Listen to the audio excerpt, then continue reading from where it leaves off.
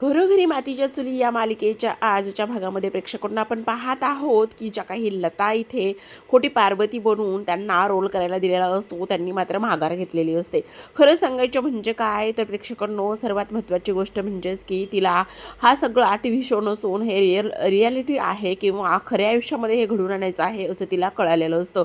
त्यामुळे तुम्ही मला जोपर्यंत खरं काय आहे तोपर्यंत समजत नाही किंवा सांगत नाही तोपर्यंत मी पुढचं काम करणार नाही असं स्पष्टपणे तिने सांगितलेलं असतं. तर इकडे मात्र जानकीला थोडासा संशय आलेला असतो, कारण पार्वती आई ज्या बांगड्या घालतात त्याच बांगड्या आज याच दिवशी, कारण आज मात्र पार्वती आईंचं श्राद्ध असतं आणि त्याच दिवशी ह्या बांगड्या सापडल्या म्हणजे काहीतरी नक्की संशयास्पद आहे, हे नक्कीच कोणीतरी घडून आणत आहे असं जानकीला वाटत असतं, म्हणून ती नानांशी बोलत असते. तर आता मात्र इकडे दुसऱ्या बाजूला लताने स्पष्टपणे नकार दिलेला असतो, हा रोल मी करणार नाही.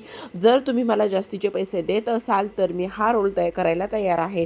तेव्हा आता इथे लगेच सारंगने हात वर केलेला आहे, त्यामुळे आता मात्र माझ्याकडे ₹1 नाही आहे ऐश्वर्या. त्यावर ऐश्वर्या बोलत असते, अहो सारंग असं काय करताय, जा कपाटामध्ये खूप सारे पैसे घेऊन या.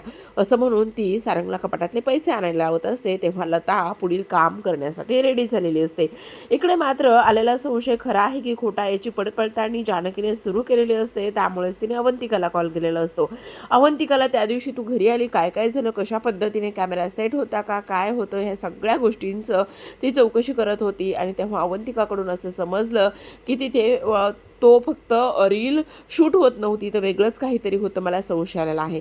आता मात्र तिथून कोणीतरी घराबाहेर पडलं ह्याची खात्री करण्यासाठी इथे मात्र जे काही सयाजी काकांच्या गोडाऊनपर्यंत जाऊन पोहोचलेली असते, कारण लता काकू तिथेच गेलेले असतात आणि त्यांच्या मागे मागे ती तिथे गेलेली असते.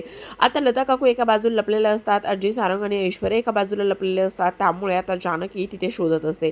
पण तेवढ्यातच तिला सुमित्राचा फोन येतो आणि सुमित्राचा फोन आल्याच्यानंतर तिला तो फोन उचललं, शेवटी भाग पडतं. हा बोलला, नाही काय झालंय.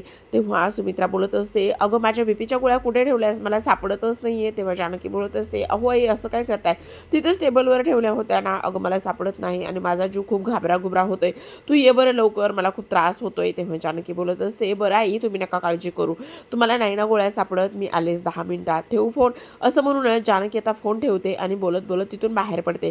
तेव्हा मात्र ती गेल्यावर हे तिघंसुद्धा बाहेर येतात आणि तेव्हा लता काकू बोलत असतात, बापरे कसली बाई चतुर आहे, कसली हुशार आहे.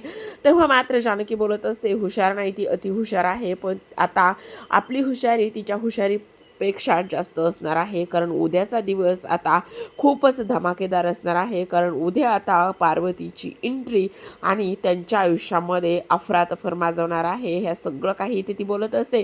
आता मात्र प्रेक्षकांना पुढील भाग खूपच जास्त इंटरेस्टिंग असणार आहे, कारण पुढील भागामध्ये आपल्याला असं पाहायला मिळत आहे की आता आज पार्वतीचं श्राद्ध असतं आणि पार्वतीचं श्राद्ध असल्या कारणाने आता इथे ऐश्वर्या बोलत असते, आजचा दिवस आता खूपच जास्त इम्पॉर्टंट आहे. ज्या पद्धतीने सर्व काही तुम्हाला ट्रेन केलेलं आहे त्याच पद्धतीने तुम्ही आता सगळं काही करायचं आहे. आता बघू जानकी कसं तिच्या परिवाराला वाचवते.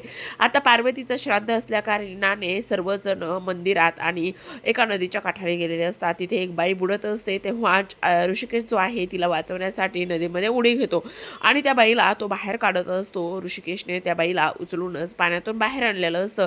जानकी ऋषिकेश ऋषिकेश म्हणून ओरडत असते, पण ऋषिकेशने सुखरूप त्या बाईला मंदिरातून बाहेर आणलेलं असतं. आता समोर ठेवलेलं असतं, तुम्ही कोण आहात, असं का करत होता, स्वतःचा जीव का देत होता.